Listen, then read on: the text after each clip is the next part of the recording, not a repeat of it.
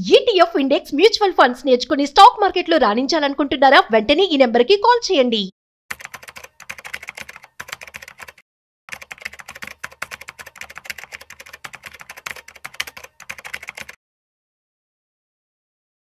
అనిల్ గారు నమస్తే సార్. నమస్తే విష్ణు గారు. అనిల్ గారు, రెగ్యులర్గా ఐపీఓలు వస్తుంటాయి.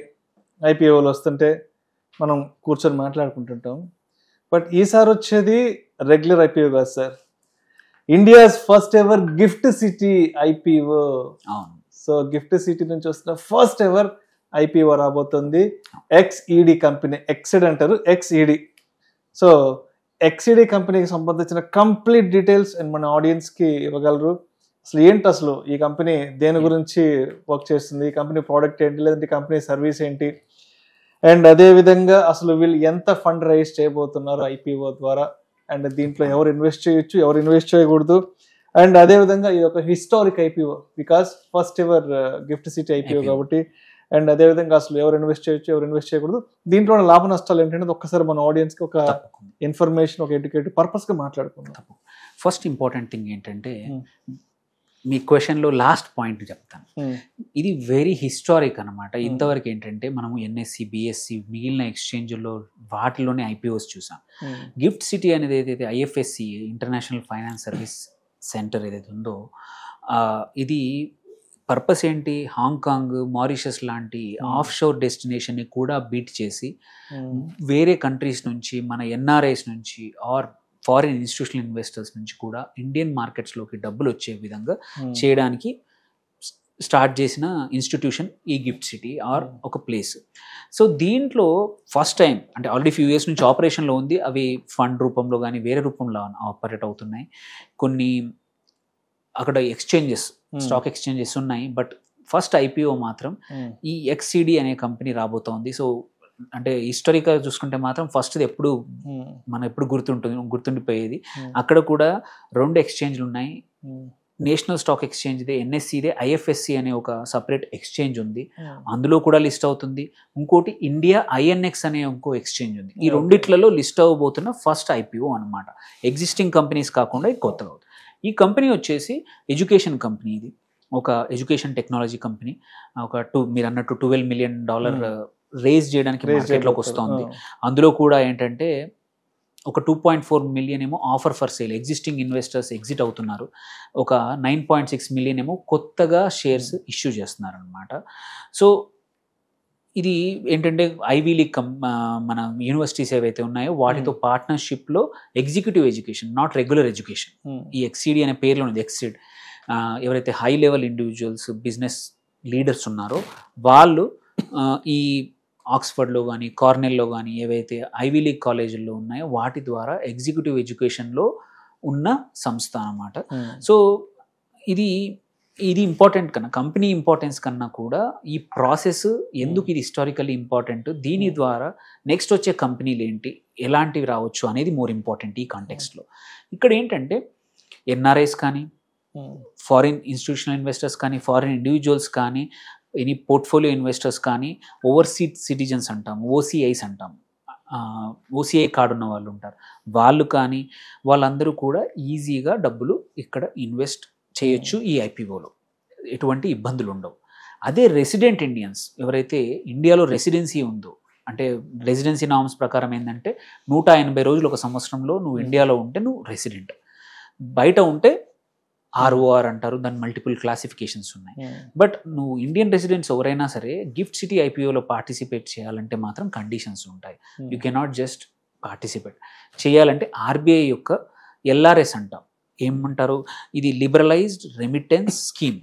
ఈ LRS రూల్స్ ప్రకారం $2,50,000 సంవత్సరానికి నువ్వు డబ్బులు బయటికి పంపించచ్చు. సో నీ మొత్తం అమౌంట్లో ఈ అమౌంట్ కూడా, ఈ ఐపీఓలో ఇన్వెస్ట్మెంట్ చేసిన అమౌంట్ కూడా ఉంటే అండ్ LRS స్కీమ్ కింద డిక్లేర్ చేస్తే నువ్వు ఇన్వెస్ట్ చేసుకోవచ్చు. నీకు అక్కడ కూడా ఈ ఐపీఓలో నువ్వు పార్టిసిపేట్ చేయొచ్చు, బట్ విత్ కండిషన్స్. సో మనం రెగ్యులర్ ఐపీఓలు NSEలో కానీ, BSEలో రోజువారీ ఐపీఓలు ఏవైతే ఉన్నాయో ఒక చిన్న UPI పేమెంట్ కొట్టేసేస్తే సరిపోతుంది. దానికి పెద్దగా ఎటువంటి చూపించాల్సిన అవసరం లేదు. బట్ ఇది because it's international finance service centre కాబట్టి మనము ఎల్ఆర్ఎస్ స్కీమ్ ద్వారా బయటికి వెళ్ళి ఇప్పుడు మనం ఒక దుబాయ్ మార్కెట్లో కానీ వేరే కంట్రీస్లో ఇన్వెస్ట్ చేయాలంటే ఎలా కండిషన్స్ ఉంటాయో same conditions gift city investments కూడా వస్తాయి. సో దెన్ ఇది ఎందుకు ఇంపార్టెంట్ అనేది, హిస్టారిక్ ఎందుకు అనేది చాలా ఇంపార్టెంట్. ఎవరైతే కొన్ని కంపెనీస్కి ఏంటంటే ఇండియాలో మనకు సరిగ్గా వాల్యూ రాదు, ఇది ఓన్లీ గ్లోబల్ మార్కెట్కి. కొన్ని కంపెనీస్ ఉంటాయి గ్లోబల్, వాటి క్లయింట్స్ వచ్చేసి ఎక్స్పోర్ట్ మార్కెట్ ఎక్కువ ఉందనుకోండి, ఆ టెక్నాలజీ కంపెనీసే కానివ్వండి, న్యూ ఏజ్ కంపెనీస్ ఏవైతే ఉన్నాయో లాభాల్లో లేవు, కొన్ని కండిషన్స్ ఉన్నాయి ఇండియాలో లిస్ట్ చేయడానికి. ఆ కండిషన్స్ మెట్ కాకపోతే ఐఎఫ్ఎస్సి ద్వారా కూడా లిస్ట్ చేసే ఆప్షన్ ఇంకొకటి వచ్చింది. ఇంతకుముందు చూస్తే మీరు చాలా companies non profitable international based companies, new age companies సింగపూర్లో వెళ్ళి లిస్ట్ అయ్యేటి, యూఎస్లో వెళ్ళి లిస్ట్ అయ్యేటి. ఎందుకంటే అట్లాంటి కండిషన్స్ రూల్స్ సెబీ ఒప్పుకునేది కాదు. కానీ అట్లాంటిది ఇది ఐఎఫ్ఎస్సి కాబట్టి అక్కడ రెగ్యులేటర్ కావాలంటే ఈచ్ కేసు కూడా చూసుకొని రూల్స్ని అవసరానికి తగ్గట్టు వాళ్ళు ఫ్రేమ్ చేస్తారు. అక్కడ అది డిసిషన్ మేకింగ్ క్వైట్ ఫాస్ట్ ఉంటుంది. వారం రోజుల్లో ఎంత పెద్ద డిసిషన్ అయినా సరే తీసుకునే అవకాశాలు ఉన్నాయి. వెరాజ్ మన రెగ్యులర్గా చూసుకుంటే ఆర్బీఐ కానీ, ఫెమా కానీ, సెబీ కానీ, సో మెనీ రూల్స్ కానీ కండిషన్స్ వల్ల డిసిషన్ మేకింగ్ ఫాస్ట్ అవుతుంది, అక్కడ తొందరగా అవుతాయి. సో ఇదేంటంటే కొత్త కంపెనీస్కి, చాలా కంపెనీస్కి దారులు ఓపెన్ చేయబోతోంది ఈ కంపెనీ ఐపీఓ. ఎవరైతే ఇన్ని రోజులు ఆగుతా ఉన్నారో నా కంపెనీని నేను లిస్టింగ్ ఎలా తీసుకెళ్తాను ఆలోచిస్తున్న వాళ్ళకి ఇంకొక కొత్త మార్గం వచ్చింది. కొత్త స్టార్టప్స్కి కానివ్వండి, కొత్త ఇన్నోవేటివ్ కంపెనీస్ కానివ్వండి, ఎక్కడైతే ఇండియాలో వాల్యుయేషన్ దొరకదు అనుకునే వాళ్ళకి, ఆర్ వాళ్ళ ఎక్స్పోర్ట్ మార్కెట్స్, మళ్ళీ ఇది ఇంకో ఇంపార్టెంట్, రూపీస్లో కాదు ట్రేడ్ అయ్యేది, డాలర్స్లో ట్రేడ్ అవుతుంది. సో డాలర్ డినామినేషన్తో ట్రేడ్ అవుతుంది. ఇఫ్ నీ రెవెన్యూస్ డాలర్ డిపెండెంట్ అనుకోండి, మీరు చూడండి IT stocks dollar value ups and డౌన్స్తో కూడా ఇండియాలో వాటి యొక్క వొలటిలిటీ ఉంటుంది. కంపెనీ బాగుండొచ్చు, కంపెనీ రెవెన్యూస్ బాగుండొచ్చు, బట్ డాలర్ వాల్యూ పడిపోయినా, ఆ డాలర్ వాల్యూ పెరిగినా కూడా నీ రెవెన్యూస్ ఇంపాక్ట్ అవుతాయి. వేరే గిఫ్ట్ సిటీలో అయితే అది లిస్ట్ అయ్యేదే డాలర్తో కాబట్టి సో ఇంపాక్ట్ లేకుండా. సో ఏవే కంపెనీస్కి అయితే రెవెన్యూస్ మ్యాక్సిమం బయట నుంచి వచ్చాయో అట్లాంటి companies can now think of gift ద్వారా ఐపీఓకి వచ్చి అక్కడ నుంచి డబ్బులు రేస్ చేసే అవకాశాలు ఉంటాయి. సో ఇది టైం పట్టొచ్చు, ఎందుకంటే ఇది అందరికీ తెలియని విషయము, అందరికీ ఇక్కడ అకౌంట్స్ ఉండకపోయవచ్చు, టైం పట్టే విషయం. But it's a good start. దీని ద్వారా ఈ ఫ్యూచర్లో మనం చాలా గిఫ్ట్ సిటీ ఐపీఓలు చూడబోతున్నాం. రైట్. సో మొత్తానికి ఇవాళ ఈ వీడియోలో మనం India's first ever GIFT City IPO XED అనే కంపెనీ గురించి అయితే మాట్లాడుకున్నాం. అవును, రైట్.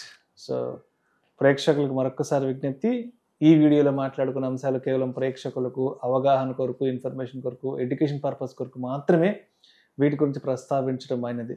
వీటిని రికమెండ్ చేయడం అయితే మా ఉద్దేశం కాదు. పెట్టుబడులు పెట్టే ముందు మీ అడ్వైజర్ని సంప్రదించి మాత్రమే తుది నిర్ణయం తీసుకోగలరని మా మనవి. Thank you sir.